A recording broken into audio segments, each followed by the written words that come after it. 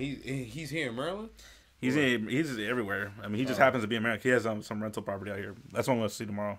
Gotcha. In Montgomery County. That's your water, right? Yeah. Pause. Joe thirsty ass. Yeah, right. Over here sweating. Live yet? Should be live soon. Yeah. No. Camera's good. It's live right now? It's hot. You want to crack the window for him real quick, Marv? Just a little teeny bit? Yep. So we are technically live. We're going to keep that in mind. It's live. All right, so check your headphones. Make sure there ain't no issues real quick. Make sure we can hear this guest. Goddamn weights in the way. We're going to shotgun through this. We're going to shotgun through it. Elmer, thank you so Is that like a weird cup, like, Actually, we just not like that? What? Yeah, I was going to The say. cup. Oh, yeah. This right here? Yeah. Yeah, my homeboy got them. Shot glasses. It's perfect. Oh, it's a Good. skull. Okay.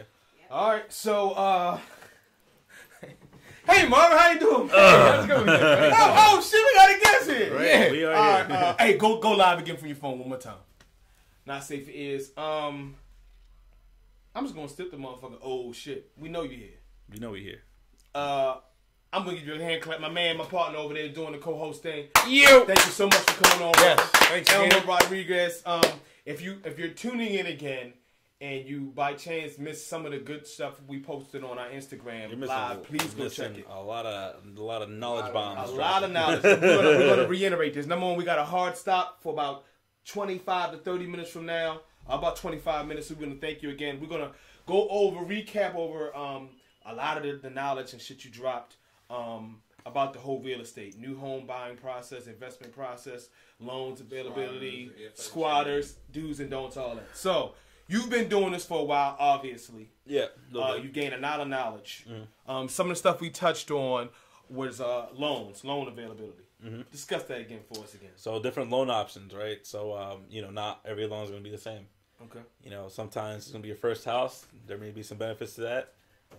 There's different loans for investors. There's different loans for the amount of years that you want to finance it for.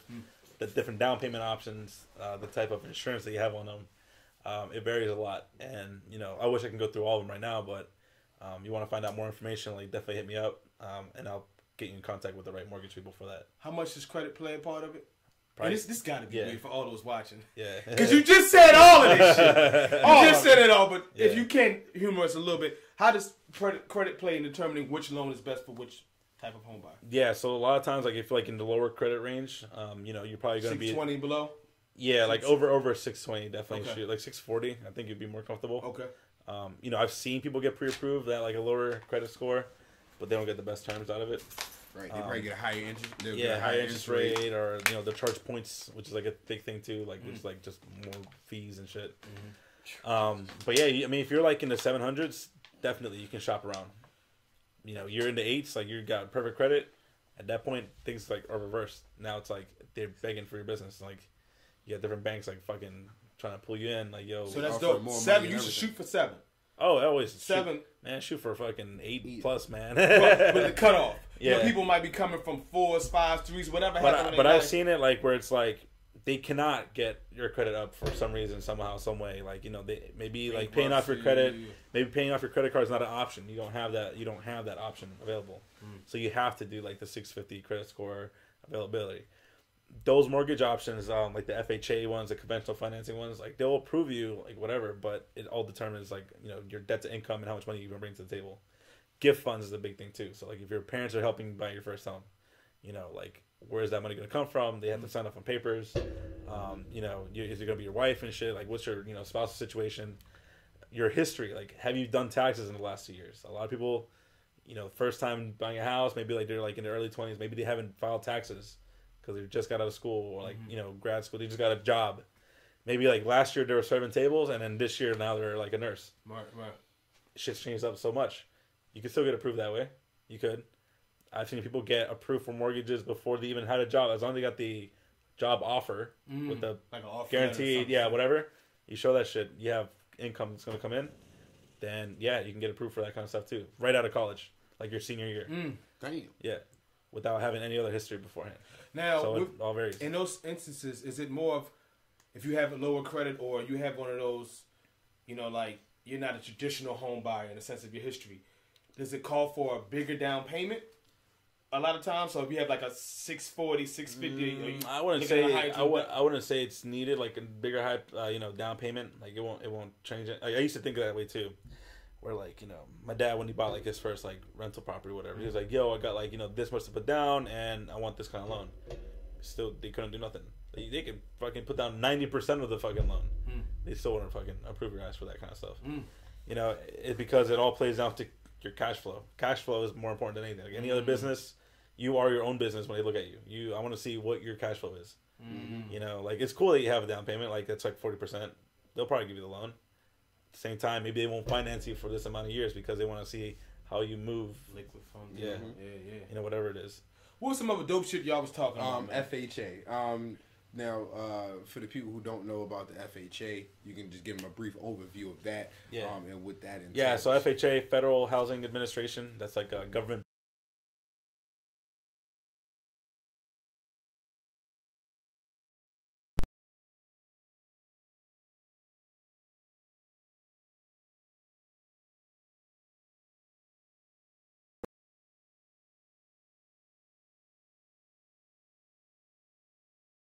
They don't fund it. Yeah. They want to make sure that what their money is going for. Super easy. Like if you have like a low down payment or like under $10,000, or if it's like you have like credit that's not perfect. I definitely recommend FHA for something like that. Gotcha. Also, you get what's called like closing help assistance. Okay. All my clients, I make sure I negotiate that with their contracts. So like when we put an offer in, closing costs, help me out with like a couple $1,000s so I can pay for this stuff. That could be like taxes, attorney fees, the lender fees, whatever. The sellers are going to help you. They're going to put money down for you. If they're good, like they'll buy it, like they'll put money for you and shit. It doesn't happen all the time, but most of the time they can. Nowadays, like it's like a very common thing. 3% is usually like what I've been seeing a lot. I've seen up to like 6%. Like those are lucky as shit. Like those are like some like good deals that you can get. Where like that's what I'm saying. Like when you can come to the table with like literally like $1,000 check to buy a house. And not anything else, because it's all covered. Like your seller probably like looked out for you, whatever. So yeah, that could happen, man. And that's one of the FHA, whatever. But there's different programs. There is like conventional financing, is like the standard like 20% down, like 30-year. This is the interest rate. Like don't worry about much condition. Like it is what it is. But people that like first time, like, definitely look into FHA and look into the Maryland Mortgage Program. Look into like different grants and shit in your area, different areas in the city. Yeah. Got you. We also talked about we also had a moment to talk about how you went down and you saw a house that was pretty much still occupied. And, yeah, man, Ganglandia, like bro, squatters and all. What's the name came to it? Gang, what you say? Gangland, some shit. I don't know, man. I've seen like the fucking house we're building right now, bro. It says Twerk Zone, like right under the basement. It was an old frat house from the Stevenson students. Oh shit! And it says Twerk, boy. We walked in there, man. There was like kegs there. Oh shit! The neighbor pulled up because like whenever someone I like this house so much because of this neighbor. He protects the block like heavy. Anytime anyone like our construction guys pull up, like when we're out there, he'll pull up on them like, yo, what are you doing here? Because it's been known to just have parties and just like random kids, like high school kids that would walk in there. Just even when it's empty, no one just walk in and have a party. When it's empty, yeah. Because you'll see cigarette bells, yeah. Oh, a lot of time, man. That's why I gotta be careful, man. A lot of these houses that I see, like they're vacant. Sometimes, bro, you gotta be careful with this shit because you walk in there, like it's vacant, it's not habitable. So for some reason, there's gonna be some asshole upstairs, like fucking drugged out, like heroin. Whatever. So what do you do in that case? Do you just like slowly do the walk out of that bitch? Or man, there's so many scripts around this shit, dog. Usually the best one that I've seen recently, like that one boy put me on, his name's Santos. Santos knows what's good. He's like, yeah, he walked into a house one time. It was like 8 guys just posted up. Like they weren't lit. They're not from there, like shit. Posted up. You mean that high, like a business deal or some shit? You think they were probably selling drugs in there, man? Like they were using like a trap house, whatever. They didn't even own whatever. And imagine walking to that shit, bro. Like, yeah, you don't want to be witnessing that shit, dog. No, homie straight up says like, yo, I'm here with the bank. They told me to come out take pictures, and we're gonna be out here in a couple minutes. As if like he was saying like, I know you guys are like not here. Or I don't care if you guys don't live here or whatever. We're just gonna take some pictures, whatever. That was smooth of him. He was really an investor looking to buy the property, and yeah, he did that real quick. And he doesn't ever go suited up. I never do that shit. I don't fucking do ties. I don't do like whatever. You mean like you're a regular person? Straight up, bro. I look as broke as I can, bro. Listen, 98. I'm not trying to be the target. Let's rob this motherfucker. Every time, bro. 98 on there, bro. 300,000 miles. Busted that car. Pull up this little house. I work with the bank. I'm here to take pictures. That's it. You say that. You know, sometimes you might get different. Like it's always going to be different. But somehow, some way, some reason, it always works. He walked out of it. He didn't get killed, right? He didn't get hurt. You know, but they just like not give a fuck. They be like, all right. But there's stories of fucking people that get like real estate agents that get shot at a fucking open house. It's a model home, brand new home. What? In the nice fuck? ass area too, in the suburbs. Some guy walked in there and just shot up the agent. He was like robbing the place or whatever. He was robbing it? Yeah. Oh shit! I didn't know if it was maybe like the previous homeowner. Yeah. Like, like, oh, that's my house. Yeah. It's a movie that just came out about that. Too. But yeah, dude, you walk into the squatters and all that shit, man. Yeah, so those kind of situations will happen. You walk in, someone was, oh my god, we walked into a house, the guy was sleeping like in the living room. It was like dirty ass house, but he was like, I guess it was cold. You know, it was cold. Like, he's like, it's warm in here. And like, we didn't care. Like, you know, we had to do what we had to do, which is take pictures, you know, run comps and just do numbers and like, you know, see what the repair's gonna be. Right. And we let him do his thing. Like, we didn't give a shit about it because for us, it's like more about like, we're gonna work out the deal regardless. We'll take care of this shit afterwards. We got law enforcement for that. You were talking about the legalities behind squatters. And yeah, the rights squatters have rights. So these motherfuckers can squat and they have rights. Yes, they can take your home that you own. People can literally break in, make themselves home, and you cannot force. So Marvin House right now, his wife went to go, got the baby, they went grocery shopping. He gone right now at this moment. Squatters. At this moment, his house. No, but if they sat in there and said, "No, this is my house," that's possible. They'll pull up a fake lease, like someone. They'll be like, "Yo, like, what are you talking about? Like, I just signed a lease. Like, I just put the security deposit and all this shit." Right. And mind you, you haven't been in the house like for weeks or whatever. They made themselves home. They already have the keys and everything. You cannot just pull up in there and be like, yo, get the fuck out. Because now law is like, well, all right, technically, we don't know. Yeah, even if we don't know. We don't know. How you can tell the deed. Yeah, you can always pull it up and all that shit, but too. But when there's like if there's a fake lease, that's actually like an enforceable contract still, and it's still a contract. It's still like you did a deposit, even though the guy ran off and like whatever the fuck we went. You have to do the eviction notice and all that shit. I mean, you know, there's always times where like you can just pull up, you know, like, yo, get the fuck out of my house. Like people do that kind of shit. Pull a gun out. You can always do that. Like, you ready to fight about it? Because we can figure this shit out right now. I ain't gonna call it. I'm gonna beat your ass. So you ready to get your ass whooped? There's a situation right now. One of the houses working on the move out date. I think is the 20th. I think it's like this week coming up. And we told him like, yo, bro, like we give you some cash, like $400 on your move out day. But yo, like the kid had a fucking baby girl, bro. And like she's like maybe like a 1-year-old, and like they don't have anywhere to go. And, like you don't want to get your emotions tied up, ever, because that happens. Like then like this just gets worse for you as a homeowner or investor, regardless. That's crazy. Now, from a humanitarian point of view, right? Yeah. You feel for him. You're like, damn, that's him and his baby girl. I've seen movies. It was the one with Will Smith and he had his son in the bathroom and he was holding the door and he was crying. But goddamn it, that's my house, man. And I was living in the studio in the project. And it was, you know, I want to move into it. Yep. When do you fucking find that? Man, that's crazy. Yep. So and you saying you can't be nice to him because then they'll just take your niceness. Listen, man, work it out with the sheriff. Work it out with the eviction people and shit, and you know, do your thing. There's actually there's people that do that as a business. They'll do evictions for you. Damn. You just pay them like a flat fee or whatever, and they'll do the whole thing for like, the whole process. Yeah, they'll go to the courthouses, do all that stuff. Like, it's not for like people like from out of state and whatever. They'll do that route. Did we cover ways to fix your credit, secure credit? Yeah. So we did. Go ahead. Go ahead. On the last one, y'all covered it all last time. We was cutting it up. I was trying to get the people the knowledge they need. So, but tell them about how Go ahead. Tell them about how to try to work get on to that. Yeah. So like real quick, right? So like let's say you have like poor credit, new job, whatever, secured card, right? That's the thing. I actually started doing this like 2 years ago when I started working, and it was like you just go to a bank, you give them $500 up front. Give them a secure card, and then you use that as like your credit card. It's your own money, but you know. That cash you put up front is now your credit line. Yeah, your credit line. Yeah, that you don't use. There's like the 30% rule is like a big thing that I've been following. Everybody's gonna have like the rules of like what they do. This is what I do personally. My what's it called? The credit line will be like $500. 30% of that's like $90 or whatever. But yeah, you just use that amount. You gas, buy something, just buy some like whatever essential shit, and at the end of the month, pay it full.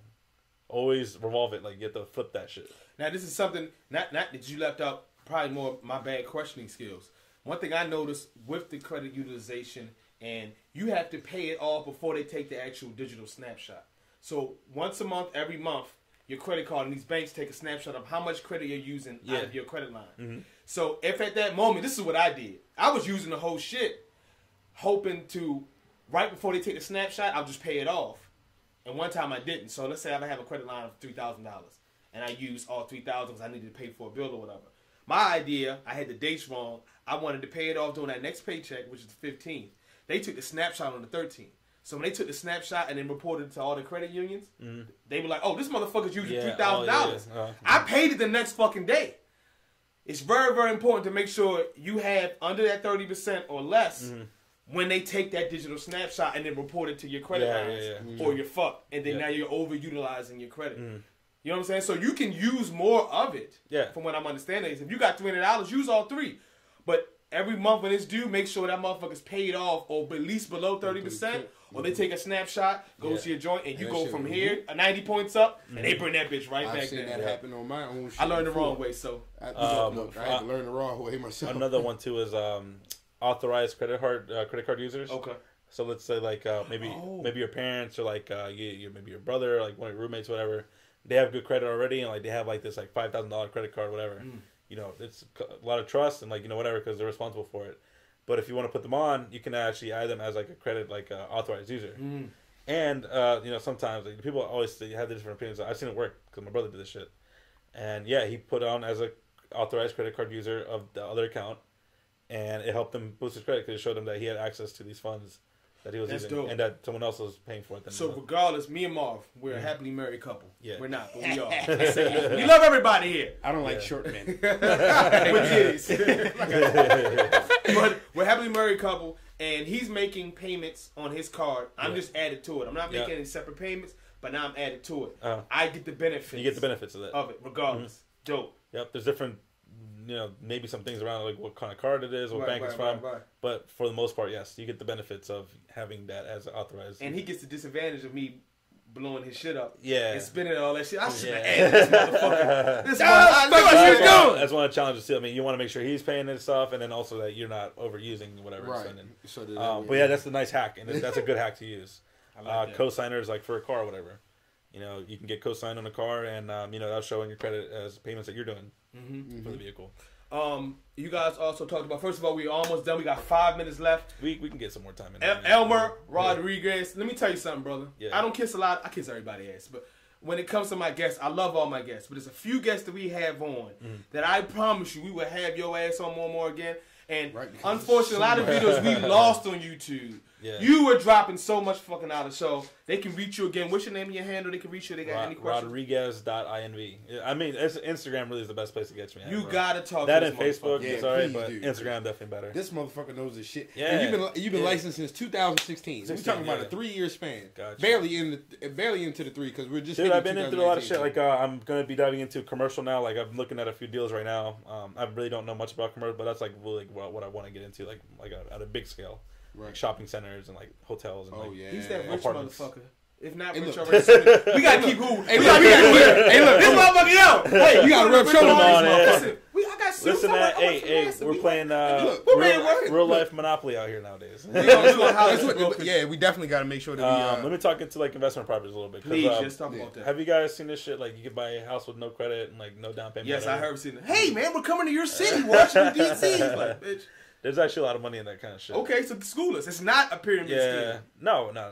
All right, so how do we know the real from the fake? Let's start from this. Let's systems and models, right? If you have a proven system and model, it's gonna work, right? We know for a fact that McDonald's works because they have the fucking fryer time machine and they have the system in place for their drive-thru, whatever. It's proven. You can do that with another fucking donut shop or like other burger place. Same thing. It's gonna work. So there's ways to do that, and the way to do it, you have to find a really good deal. And I'll dive into that right now. So the way that they do this, like no credit, no bullshit, whatever, like no money down, you have to find a house that is already like in a position to sell really well under market value. And what does that mean? So that could be like, let's say this apartment right here, let's say it's worth like $120,000, right? For some reason, it's already paid off from the owner. He's already paid it off. There's no mortgage on it. But for some reason, this owner right here, he's getting divorced. He just got foreclosed on another home in Florida, and he's going through some he owes tax money on some other shit. He has to get rid of this shit, and he's not in a position to fucking put it up on the market, wait 60 days, open houses, photos, pay an agent, do the commissions, and then wait like another 30 days for get the right loan, and then close on the house. He needs to get rid of this shit like tomorrow, ASAP, like yesterday. those are the people that I fucking hit up like on a good daily basis, How bro. do you find them Data is the biggest thing. Right now, we are on the age of data and artificial intelligence, and I learned this from Gary Keller at a conference. He's wrote the book on like was it Keller Williams, and he's a CEO of the whatever owns a company and all that. But yeah, you get good data, very very very good data. Like Google search data. Listen, dude. I'm 26 right now, right? I'm out of my parents' fucking healthcare shit. Who the fuck's been hitting me up recently on cold calls like on a day? Healthcare people. They know how old I am. They know what I look for on Facebook. They know the shit. They bought data from me. They bought it from some company somewhere where I put fucking my email, my phone number from Macy's or whatever retail store. They bought that shit. You apply for that card and you said, "Do you mind if we use your demographic?" Yep. That's where it went. They know. That's what they hit me up. I do the same shit with real estate. We look for data that is from tax delinquent people that have owned a home for a long time, people that are from. It shows you right there if it's occupied, if it's someone that owns the house, and then it shows like it's a primary residence in another state. We buy that shit because there's a higher chance. Yeah, it makes sense. They're trying to get rid of it that quick. Yeah, we have a higher chance of converting the conversation from are you interested in the offer to let's check out the property, maybe we can give you something so you can get out of the house. Maybe they've rented the house for like 5 years and now they're like, yo, like it's just a hassle. Tenants didn't take care of the shit. Like I'm not even close by. I just want to get rid of it. If you find a house that is they will sell for very very low price, and like are willing to do it quick, you can go to an investor that has money, right? Use other people's money. There's so many people that have fucking money, bro. I didn't know this until I started doing this shit with real estate. Anywhere I go, restaurants, whatever, there's someone that has fucking 6 figures in cash. They will lend it to you because they know that if they buy the house, like they give you the money for it, they don't have much to lose because they're already buying it at a really discount price. So even if like you fucked up the project and like you got the money to do the renovation and shit, even if you fucked everything up, like you messed up the house, probably fucking broke down a wall, whatever, they still are secured because the house is worth so much more than what they actually give you for. That's how you get this houses with like little to no credit. Because you bring the deal. Listen, I found this guy that owns this house as a this situation, and like, yo, you have the cash. Like, here's the deal. I want to do the work and do all that stuff. Can you give me the cash for it? And I'll do the flips. I have experience in roofing. I do construction, and I've worked with other real estate agents. You are going to give me the money for this because you can secure the house as like your collateral or whatever. That's how people do this shit. And that's how I do it. That's how you get these like. Regardless, it'll be their house because they've already paid for it. It's already paid and for all it. you're doing is doing the flip so you can get the profit off. So you get the profit off of it. That's something you mentioned. Check this out. Yep. He did say I have experience. Yeah. With this and that. Yeah. Now, what if somebody like Marvin or myself? You got a JV, man. You got to partner with somebody, dog. You got to go with, like, to me, like, be like, or like somebody that does flipping and shit. Like, go to these meetups, dog. Like, they did this shit. I went there with an open mind of I don't know anything, and I'm very vulnerable, and I want to know. I don't know. Bro, this guy, he showed me to this rental property. He's like, this is what we do with it. Like, yo, like, people, like, literally help you out with this kind of stuff. This is what we look for in rentals. We look for windows. We make sure that the, the fucking gas meters are good. What kind of pipes are, like, in the houses. I'm like, yo, like, I'm picking shit up. That's when I can go to the investor and be like, listen, I have experience because I've been working with this guy for like, the past couple months. He tells me this is what I'm looking for. And remember from my conversation that I've seen this, and that. And we're going to have to do these kind of changes to the house. And they'll be like, oh, you actually know what you're doing. Like, we'll fund the deal. So, real quick. I really want to put a focal point and put a. You must really said really like 3 times. Because this is the epitome of why I like you and the guests that we bring on is because there's a fine tune that I try to look for in the craft that you're in. Now, when you said it really touched me. So really. Okay. All right, but. It tripped me out because you said you really went to like one of these meetup things and you like, look, I really don't know anything. A lot of people are vulnerability. Scared you know what it is? A lot of people are scared to be that vulnerable. Swallow your fucking ego and your pride, because everybody wants to be fucking macho. Everybody wants to be macho man. Like, yo, no, I know what I'm doing. No, walk in. You don't know shit. Say, I don't know anything. I'm here to learn, and I want to ask the right questions. I just don't know what to ask. But if anybody has some time this weekend, I'd love to go to like your projects. And just see, like, what it is that you guys do, what you guys look for. And, just take some notes and just shadow you for a little bit. Fucking, for somehow, some way, some reason, it will always come out. The world will bless you if you ask for the right things and the right people are in your face. Shall find. Yeah, Yes. And I love it because of sacrifice, like, man. The people, time, the money, like your ego, your pride, like yo, it's how it is. Yeah, let it all go because at this point in time, like that's so dope though. Because if you really walk in there as a clean slate and you fill it up with all the proper stuff that you're supposed to have, you're already coming in there honest with good energy and good intentions. Exactly. So the world's gonna bless you regardless. In the same way, it's gonna come back to you. And I feel like with like especially in real estate, like just business in general, you can tell who's good business people. Like I don't work with assholes like that. Like I could tell if someone's like a piece of shit, like a douchebag. Like you can feel his vibes from somebody. Like I feel like very ego driven agents, like very like successful investors too that like put themselves like on a high horse and shit. I don't like even if I know like they know more shit that I will. I wouldn't work with them because it's just bad energy. The whole like or like I just don't like the personality just doesn't fix well. Right. But I've seen it for some way, bro. Stay right there. So we talked about energy and how the people you choose to invest with or learn from or work with in the professional realm. We also talked about what are some of the ticks or shit that you might notice in a client that may turn you away. Oh yeah. So what are some things that someone comes to you and they like if you were a wedding planner and you might they come to you want to buy a house, but some things you look for in a client where it's like, you know what? Thanks but no thanks. Regardless of they could be millionaires, right? Yeah. The incentive could be really high. No thanks. What are some things that turned you away? So it all goes back to like scripting and like how like you have your systems in place. Like I didn't know this like when I was started on this shit. Like it wasn't until like maybe last year that I really dove deep in this, and like I was working with the team that like had this like very like on point. Like ask these questions and you'll be good. And it's pre-qualifying your client. They have to qualify to work with you, or you have to qualify to work with them. Because there's two sides to the transaction. There's the buying side and the sell side. And either way, you're still selling yourself on both sides. And some things that turn me off is like clients that just don't know what exactly they're looking for. And it's never that they don't know what you're looking for. It's because the agent, like myself, is not asking the right questions to get to that point. And it always comes down to it's your responsibility because you are a fiduciary. If you know what that means, it's like they're trusting you to give you your best judgment. You're supposed to be the and expert. You're taking care of and you're supposed to take care of them for what their interests are. As long as you're like, it will be. I think we put offers on houses, and if they want to pull out, and I'm just like, yo, like fuck, bro, like this shit, like we could literally sell this thing like next week. If he wants to pull out, I have to do it. I have signed agreements like seller agreements, like where it's on contract, like you cannot terminate the contract.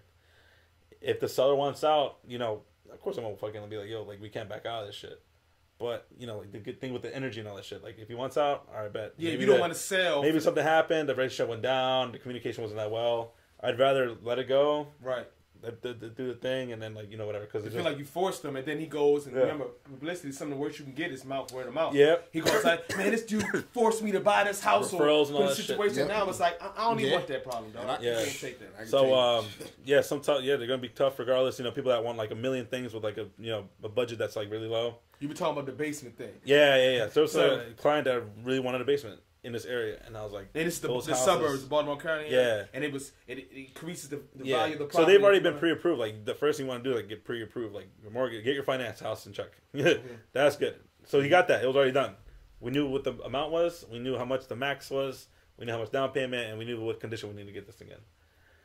He was just sending me these houses that were like overpriced, like over the budget, and I was like, listen, like we could definitely lowball the like whatever offers, but the time, like in the springtime, it's like really busy.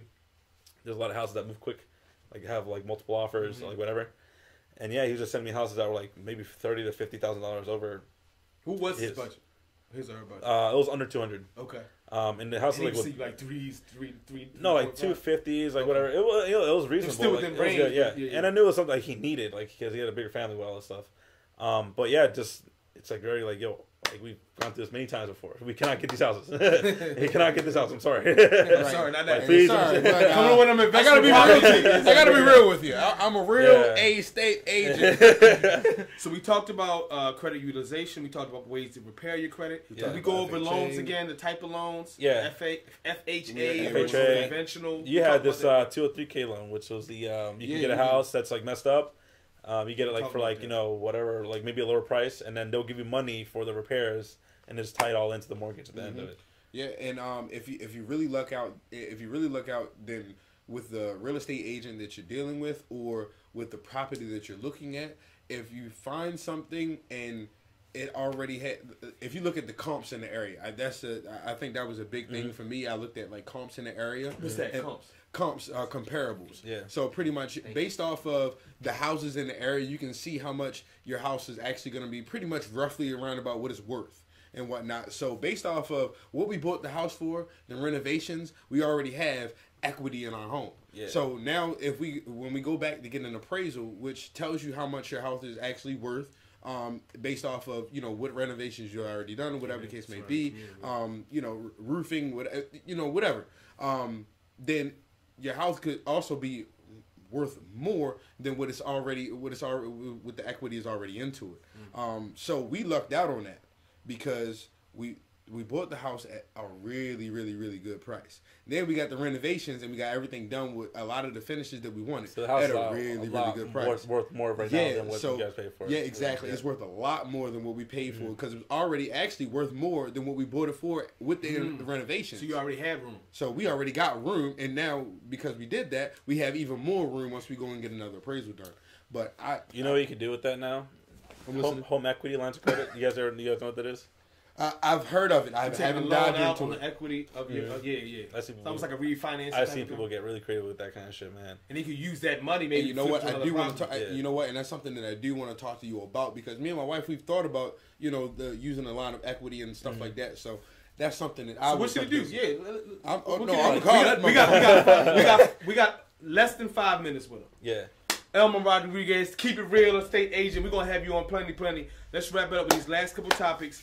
If he wanted to use some of his home, how would you say it? Home equity? Yeah. All right, now because it's worth more after the renovations. Because that's just money sitting right there, right? Like, you know, it's just dead money, bro. It's just not doing anything for you. Like, not in the bank is where it's literally just like the house.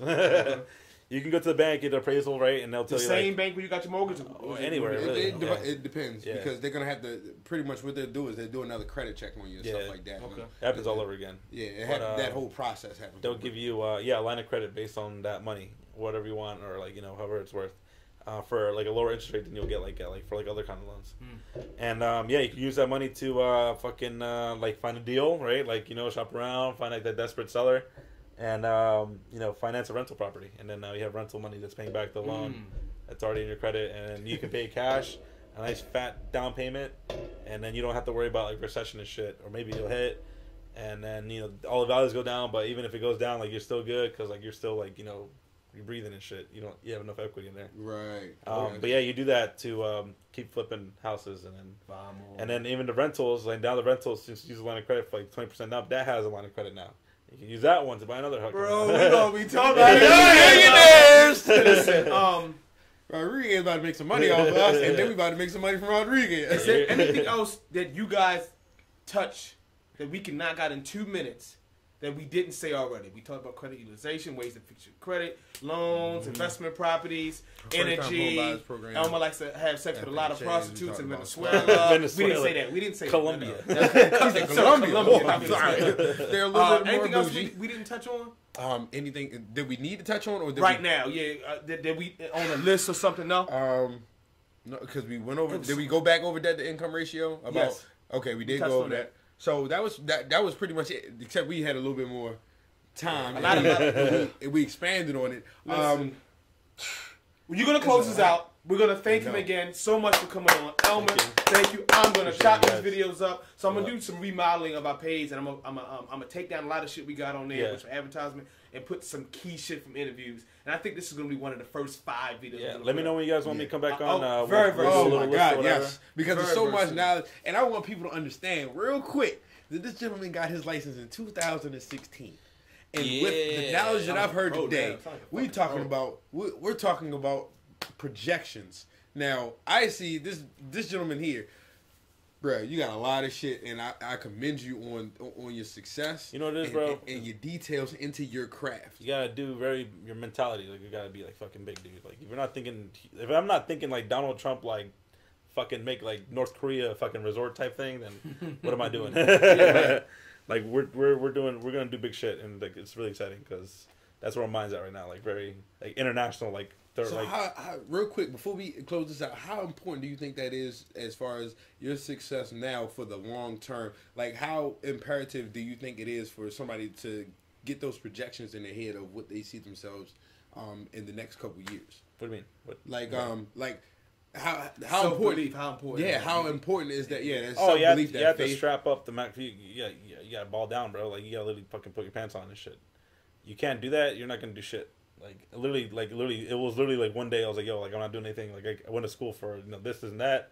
Everybody has like Wall Street dreams and finance and like going to like work for big companies and all that shit. Like I was like, nah, I'm not doing that. Like I want to do something like very raw. And you have to be raw, bro. You have to be very good at calling people in uncomfortable situations. You have to be really good at deal making, which is a fucking art in itself. Negotiation skills, scripting the way you speak, how you present yourself to people, your social awareness, skills related to just like, getting creative with certain things. Like you can buy a house with anything added to like, you fucking like, I want this and this and there, and I want you guys to pay for this or whatever. Not many people are built to do that kind of stuff. It's very intimidating. But yeah, you just gotta fucking man to fuck up. Just be like, yo, you gotta go hard. Say let your balls drop. Yeah, you gotta go raw. We're gonna let you go, man. We know you got a hard start. You wait to some more business. So we appreciate you. Yes. Elmer Rodriguez. Yes. Thank you so much. Oh my man. Where can they catch us, Marvin? So make sure y'all catch us at Instagram and I Say For Ears. Make sure y'all catch us out on iTunes, Spotify, SoundCloud. Make sure y'all hit the post notifications for the YouTube channel. Let y'all know when we going live each and every Sunday. Make sure y'all check out our sponsors. We have a couple people that we need to get in line with, but sponsors with love.be with the candles, hand poured soy wax, fragrance in it. Make sure y'all check that out. Did I catch everything? Did I catch everything? And we out, bitch!